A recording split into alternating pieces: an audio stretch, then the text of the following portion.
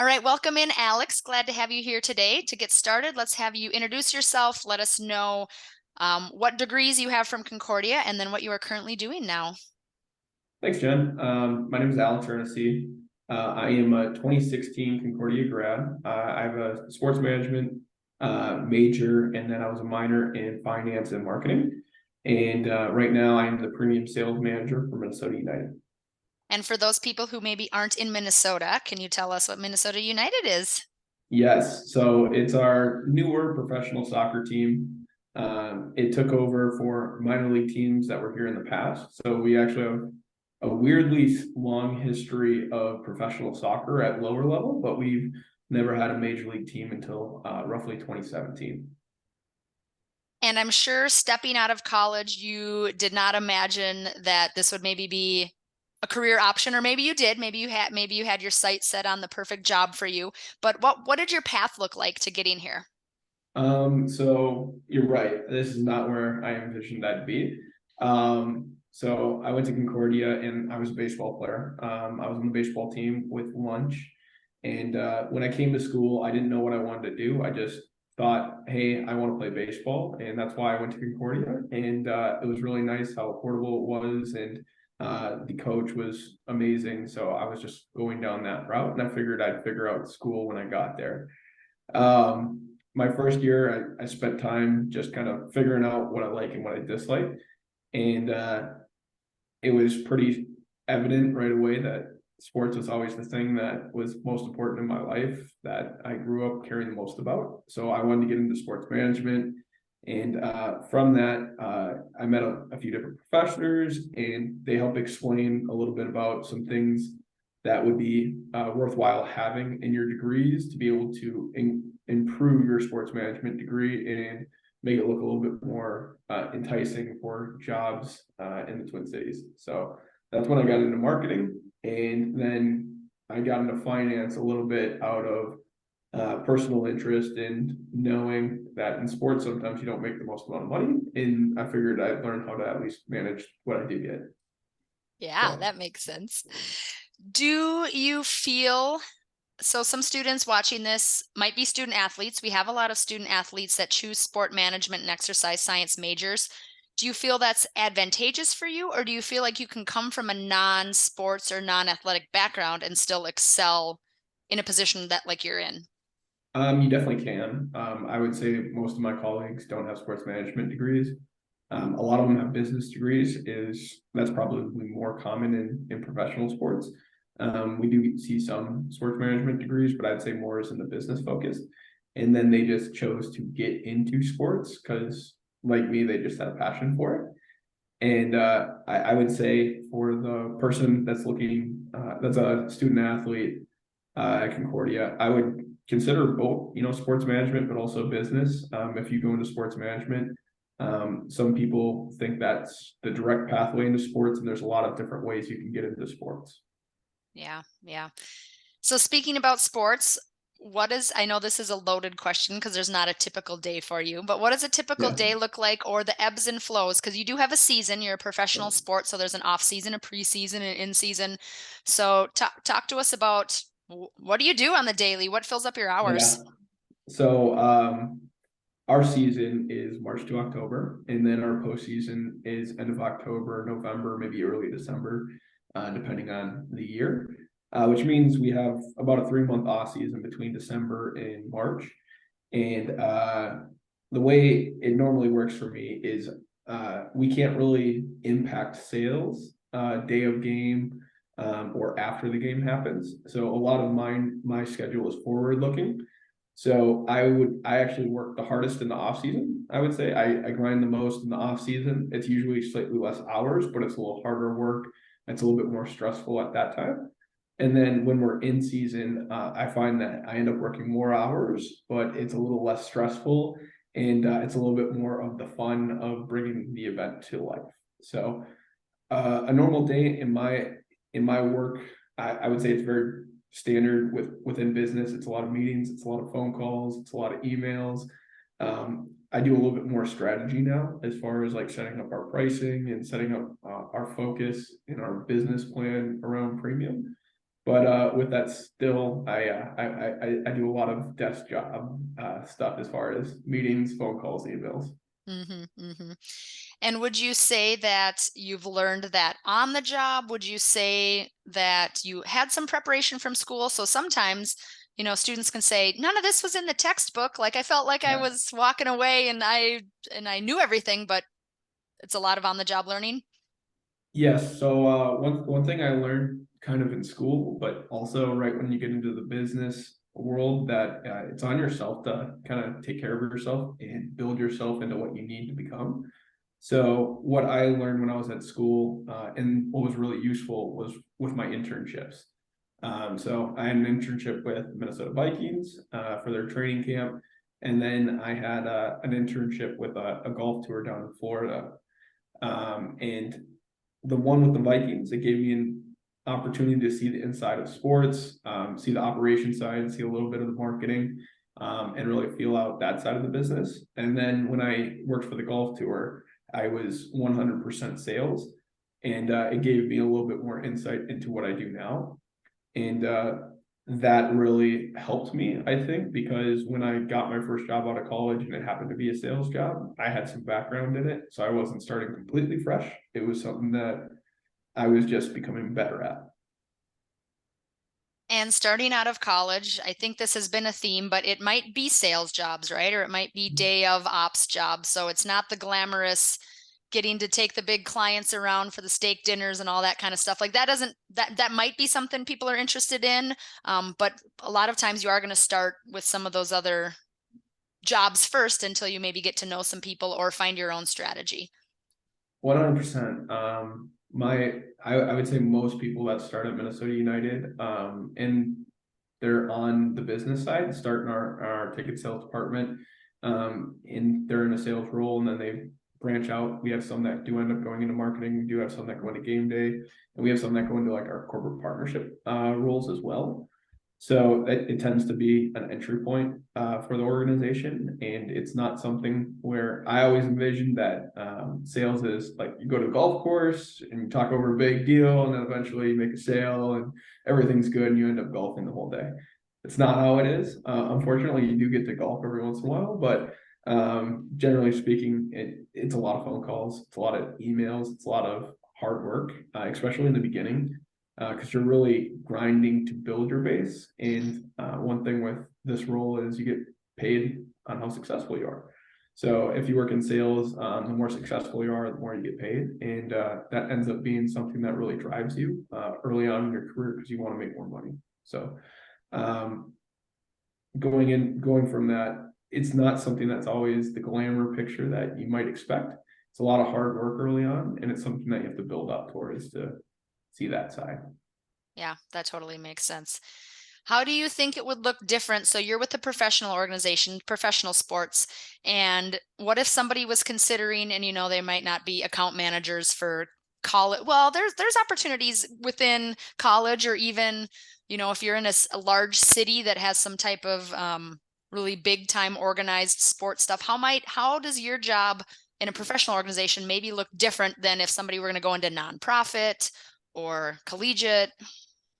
Absolutely. I think it comes down to the values of the organization. So, if say you worked in college, your number one goal, depending on the size, should be education and the academia side. However, if you get into the big sports teams like Big D1, yeah, maybe it is more sports focused and moving that forward. But generally, the value of the organization or the college in this case is going to be academia first and then sports second.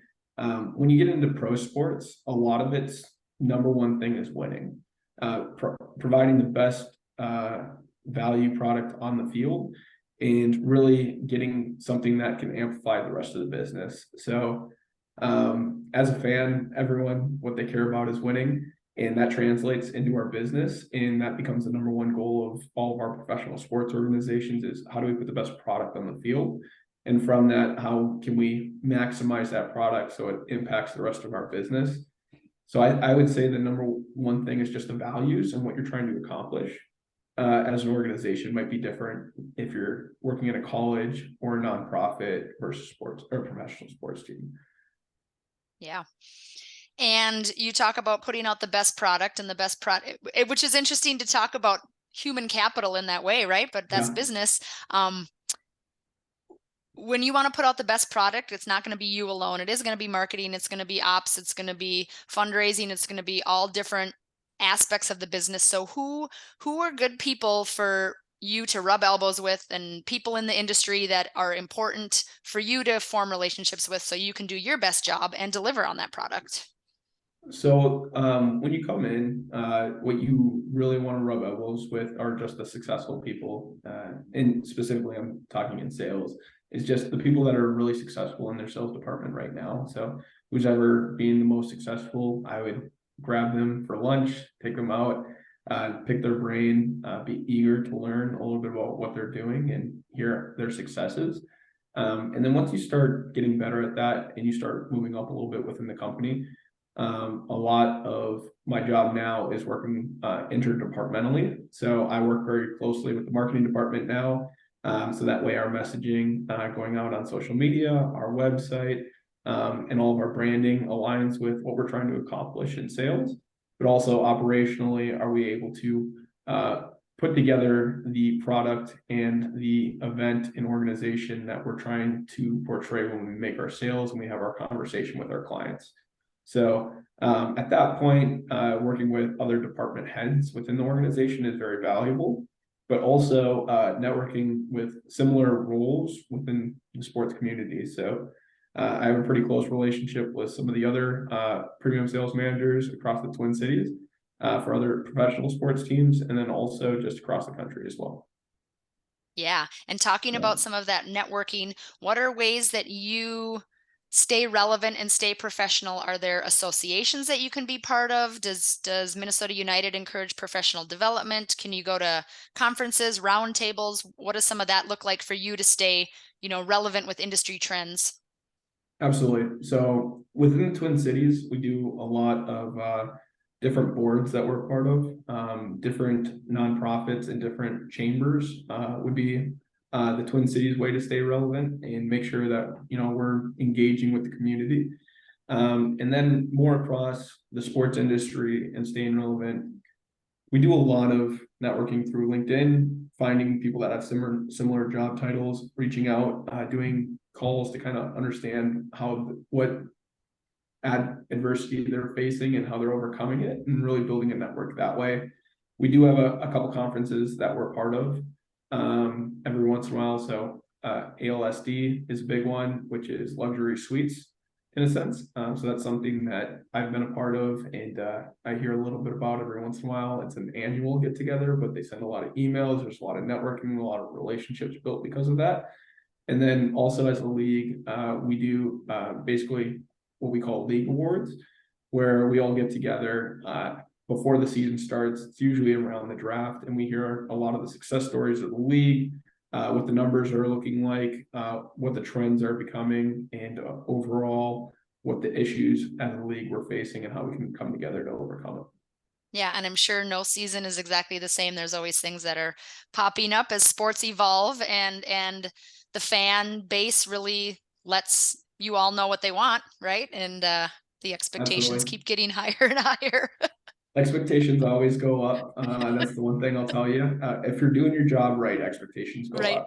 right. If you're not doing your job right, then fans give up on you. So if expectations are going up, that's a good thing. And it is something that is always a problem, but it's also a good problem. It's something that we're excited to be able to face. And our fans, yes, all fans are pretty vocal. They'll let you know their opinion. And from that, it's what do you do about it? How do you take it in, and how do you utilize that information to improve your business? And thinking about the fans and having their input, what is some input or things that you either learned the hard way or maybe didn't expect, either professionally or personally, and now if you reflect on your time in a professional career, maybe something that nobody told you was that you could have expected, and you either learned the hard way or maybe it was a good learning opportunity? So one of the things that at least in our organization, that I learned the hard way, is in sales, it's not about necessarily giving the customer what they want. It's about making sure they know what's available and what's possible, and making sure that that aligns with what they're trying to accomplish. So, an example of this, we have a season ticket wait list right now. So if someone calls in and they want season tickets, we can't give it to them, but we can figure out how to best position them for the future, so that way they eventually get what they want. And that, in the meantime, we're taking care of them and we're giving them the best experience. That really translates through all parts of our business right now, both in sponsorship and suites, and season tickets, in everything we sell. So that's something I had to learn the hard way is, oh, great, I have this amazing client that wants to do something big with us, and we might not be able to do exactly what they want. And it's my job to navigate that. And that's kind of how our organization looks at it as well, as, hey, we know we have this interest. We're not hiring you to take an order, in a sense. We're hiring you to provide value and keep these clients, with us, despite not being able to give them exactly what they want. So that is something I had to learn the hard way. And then the other thing I learned, and I mentioned this a little earlier, is in business in general, it's on you to take care of yourself. And it's something that you have to look out for yourself. If something were to happen to you, the business will eventually replace you. And you need to be able to take the time to, carve out time for your 401k, take time to schedule things that you look forward to, like trips and family and experiences that you want to have. And that's something that they're never going to tell you need to do. But if you don't do it, you end up burning out and you end up not enjoying your job. So it's one of those things that I learned early on as well. Very good advice. And especially for new grads who maybe are just excited to get a job, right? And Absolutely. feel like, oh, I have some stability, but that's pretty short-lived if you don't look after yourself, for sure. Very true. So Alex, let's change gears here and pretend that you have 3 recent graduates sitting in front of you wanting to compete for the same job. What is going to be something, and they all come with a degree in sport management or a degree in business administration, so they know their stuff book-wise, but what is Yeah. going to be that extra characteristic that somebody should embody that's going to make them stick out? I would say the number one thing we look for is the eagerness to learn. So we have a lot of people that happen to work in our role, and we don't expect you to come in and be perfect at sales. In fact, we expect you to be pretty bad. With that, it's about, utilizing your resources around you and really trying to learn and become better at it. There's not many people that are born great at sales. It's something that is a skill you have to learn and you have to pick up. And I think that's the number one thing in whatever role you decide to get into, is how much are you willing to work to get better at something, because you're not going to be great at it right away. And that goes even if you're being promoted. So I was, in the past, I was a sales rep, and now I oversee a team. So I became a manager and they expected me to manage a team, and I've never done that before. But it's, how are you willing to learn and develop that skill of now the new role that you're in, or the role that you're transitioning to. So I would say eagerness to learn, and that would be the number one thing. More specific to sales, I would say having thick skin is very important. Enjoying hard work and enjoying the little things that come from it. Because in sales, there's a lot of no's and there's a lot of hangups and there's a lot of not necessarily the best treatment, but once you get the thing that goes your way, how excited are you about it? How do you hold on to it? How do you enjoy that moment where it keeps you coming back for more? Yeah, great points.